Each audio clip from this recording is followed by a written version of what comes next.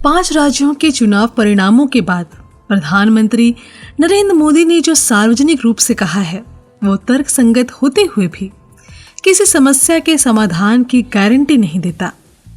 Corona को लेकर उन्होंने कहा कि आज हमारे सामने सबसे बड़ी चुनौती अदृश्य दुश्मन है और हम सबको मिलकर इस दुश्मन को हराना है। उन्होंने किसानों के खाते में आर्थिक सहायता की 8वीं किश्त डालने का जिक्र करते हुए कहा कि महामारी के बावजूद इस बार फसल भरपूर हुई है। उन्होंने बैंकों के माध्यम से किसानों को उनकी फसल का भुगतान करने का उल्लेख करते हुए किसानों की सराहना की। उन्होंने किसानों को गांव में कोरोना के प्रसार को देखते हुए अपने स्वास्थ्य का अत्यधिक ध्यान रखने की भी सलाह दी। नरेंद्र मोदी की खूबी यह है कि वो अपने भाषण से लोगों को कायल कर लेते हैं, इसलिए लोगों को उनमें एक चमत्कारी नेता की झलक दिखाई देती है।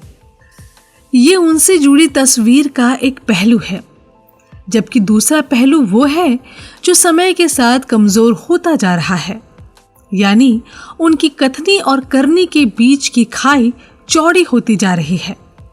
इस लिहाज से अगर हम किसानों की मांगों की बात करें तो मोदी ने किसानों के कल्याण का दावा जरूर किया, लेकिन वास्तविकता ये है कि दावे और वादे राजनीति के ऐसे मोहरे हैं जो अपना फायदा नुकसान देखकर नेताओं द्वारा किए जाते हैं। किसान केवल एक ही बात जानते हैं कि कृषि कानूनों को निरस्त कर दिया जाए।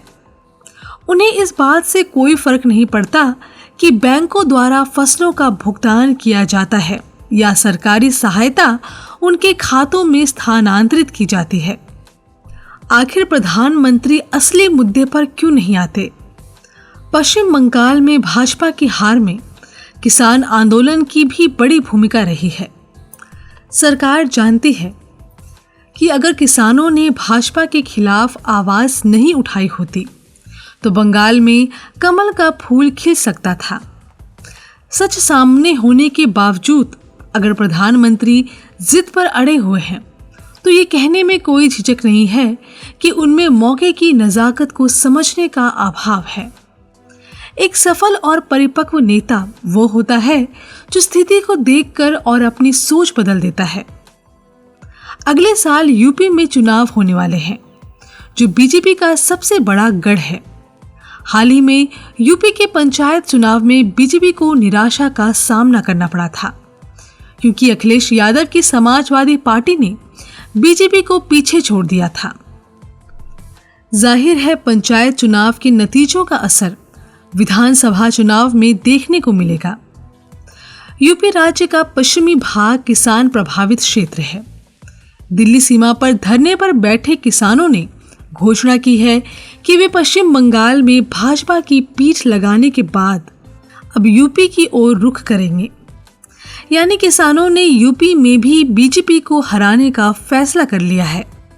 इन सब के बावजूद अगर मोदी किसानों की मांगों को मानने को तैयार नहीं है तो समझ लेना चाहिए कि वो अपने अड़ियल रवैये के चलते बीजेपी को यूपी में दांव पर लगाना चाहते हैं। जहां तक कोरोना महामारी का सवाल है, इसके बारे में इतना ही कहना काफी है कि जो शासक विश्व स्तरीय विशेषज्ञों की सलाह से सहमत नहीं है, उसके नेतृत्व में देश की सुरक्षा का सवालों में आना स्वाभाविक है। देश में कोरोना के टीके, ऑक्सीजन और दवाओं की कमी को देखते हुए स्वस्थ भारत की कल्पना बहुत दूर की बात है।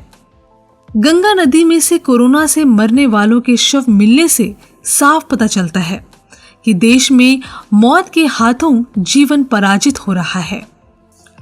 इस मौके पर प्रधानमंत्री का लोगों से आश्वासन महज एक रस्म है, जबकि सच्चाई ये है कि सरकार अपनी जिद और गलत फैसलों के कारण बेबस हो गई है।